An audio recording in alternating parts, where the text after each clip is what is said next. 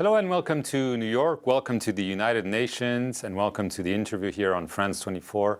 Our guest today is Bilawal Bhutto. He is Pakistan's foreign minister. Thank you very much for being with us today. Thank you for having me.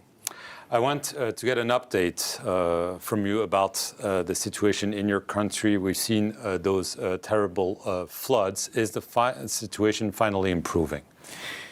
We are still in an active disaster at the moment, unfortunately. The scale of the tragedy, the climate catastrophe in Pakistan is of truly apocalyptic and biblical proportions.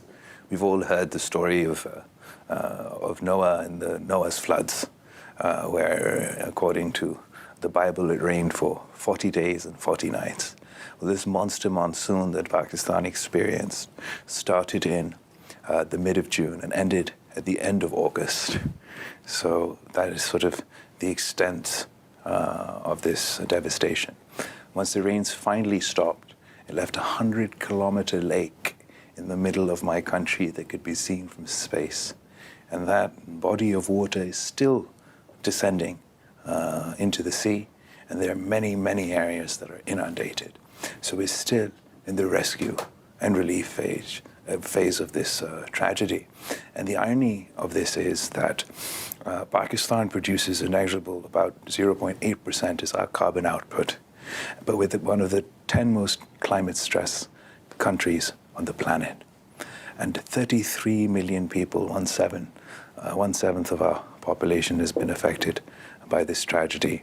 They're paying in the form of their lives and their livelihoods for a catastrophe that they didn't help create. Right.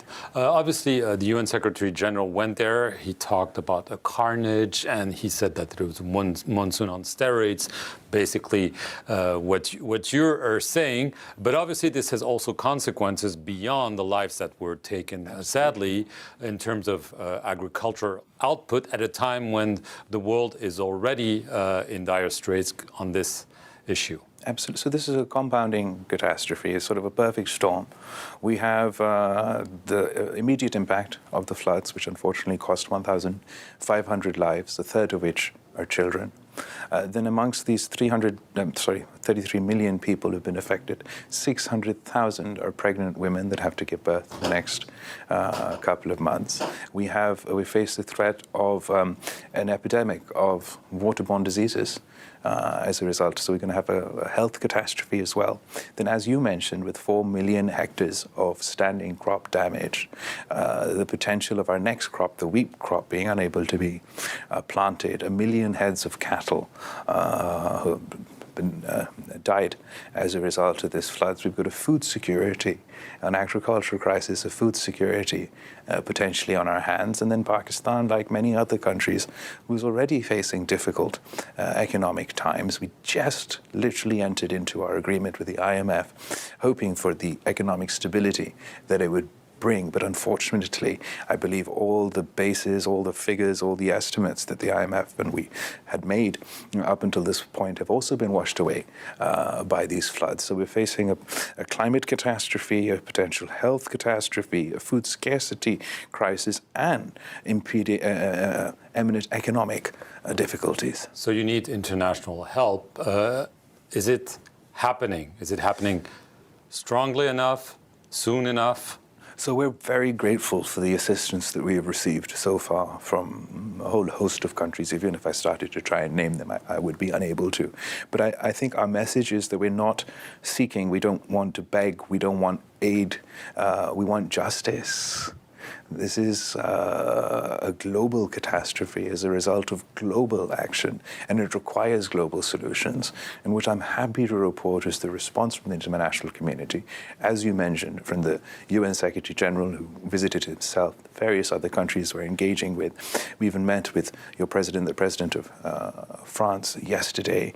He was not only empathetic in expressing solidarity, but was willing to work with Pakistan to overcome this crisis. The climate aspects of it, the economic aspects of it, and very generously offered to host a conference in France before the end of the year to help us build back, but build back better and How more much do you resilient. need? So we don't. It is at the moment, as I mentioned, it's still an ongoing crisis or catastrophe, and there's still a damage needs assessment that needs to be done.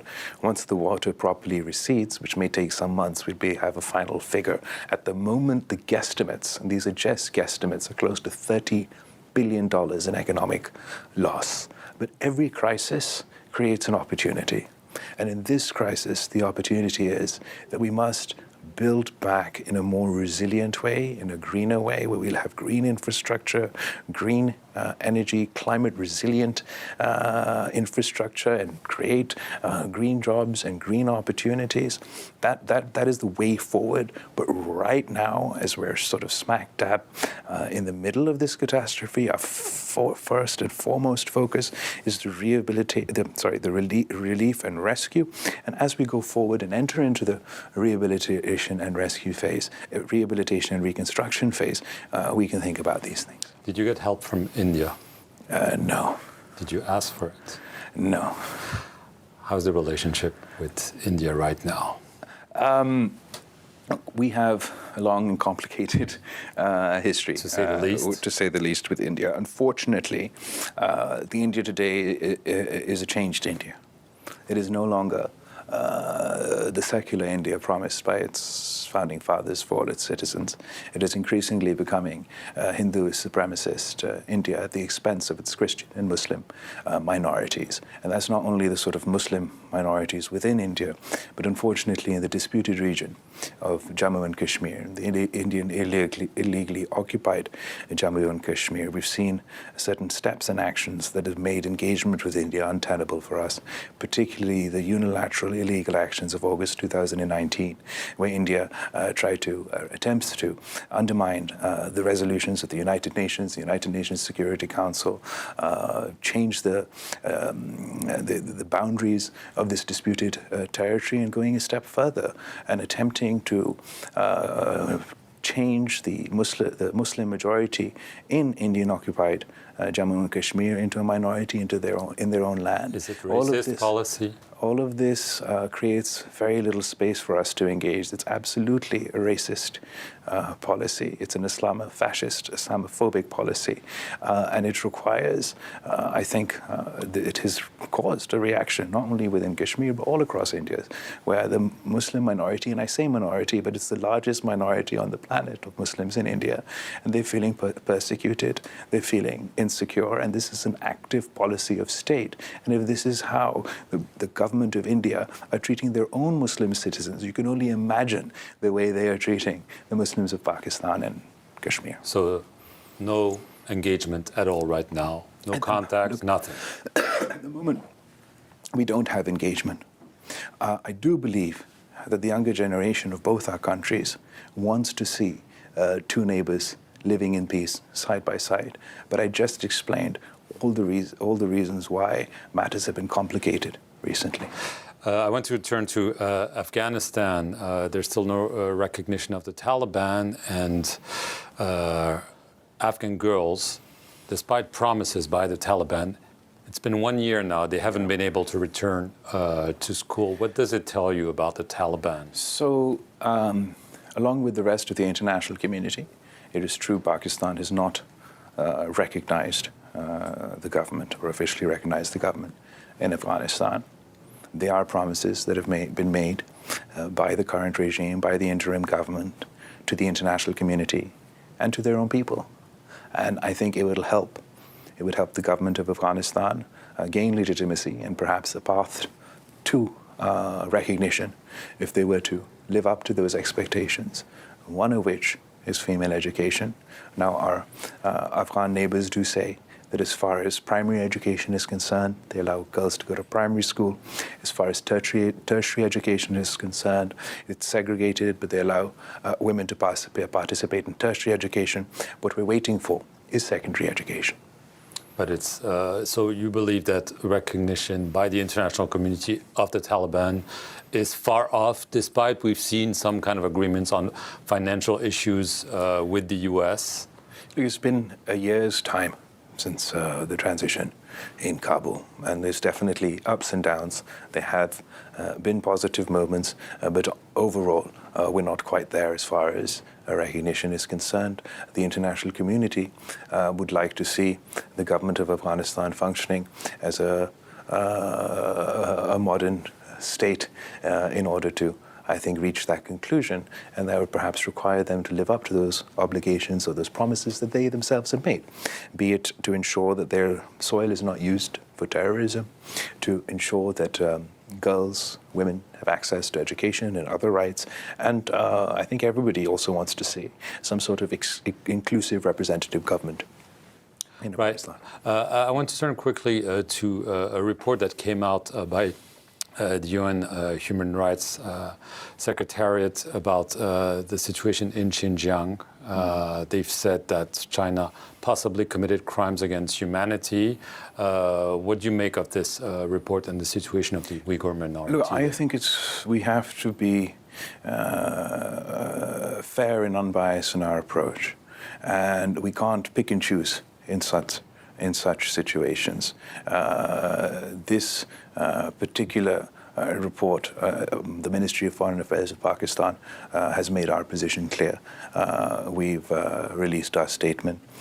We welcome the Chinese desire to engage not only with the United Nations, but with the world community on this issue. But we had called first for the report not to be published. And once the report was published, our expectation was a more impartial approach rather than the pick and choose nature of this incident. Just a very last issue. You've probably seen in recent days in Iran, we've seen protests after a young woman, Mahsa Amini, died at the hands of the morality police. We talked about women's rights. What do you make of those protests? I saw the foreign minister of Iran's statements where they are going to have an inquiry into this unfortunate incident. You trust it? And I hope that, of course I trust. I trust the government of Iran. I trust the representatives of Iran to keep to their word. And despite living in extremely difficult circumstances, and they have sort of managed to take care of their people in their own way. As far as this incident is concerned, I think that the fact that the foreign minister of Iran has announced that he will be looking into the incident, or their government will be looking into the incident, we should at least allow for those findings to come forward. Bilawal Bhutto, I want to thank you very much for appearing here on the France 24 interview from the United Nations in New York. Thank you very much for watching it.